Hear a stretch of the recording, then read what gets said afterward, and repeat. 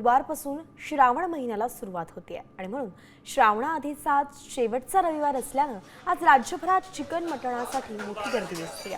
महिनाभर नॉनव्हेज खाता येणार नसल्यानं आज नॉनव्हेज प्रेमींनी चिकन आणि मटण शॉप बाहेर रांगा लावल्यात। पुणे आणि ठाण्यात चिकन शॉप बाहेर ग्राहकांच्या मोठ्या रांगा पाहायला मिळतात।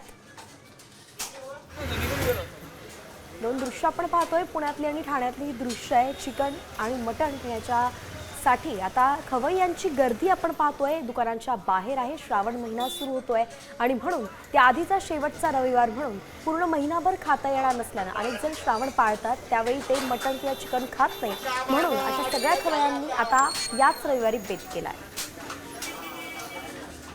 तर पुण्यातून याच संपूर्ण परिस्थितीचा आढावा घेतलाय आमचे प्रतिनिधी अक्षय बडवेंनी। पाहूया।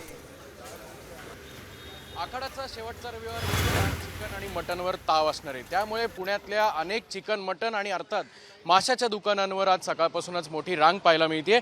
मी पुण्यातल्या एका नवी पेठेतल्या अशाच दुकानावर आणि आपण जर पाहिलं तर मोठी रांग आज सकाळपासूनच या ठिकाणी मटन आणि चिकन खरेदीसाठी लागल्याचं आपल्याला पाहायला मिळतंय। आज आहे मटन भाकरीचं बेत। सकाळी किती वाजल्यापासून लाईन? सकाळी साधारण 8:30 वाजल्यापासून थांबलोय। आज रस्सा आणि बिर्याणी नाही का? नाही, बिर्याणी नाही। भाव काय येतं?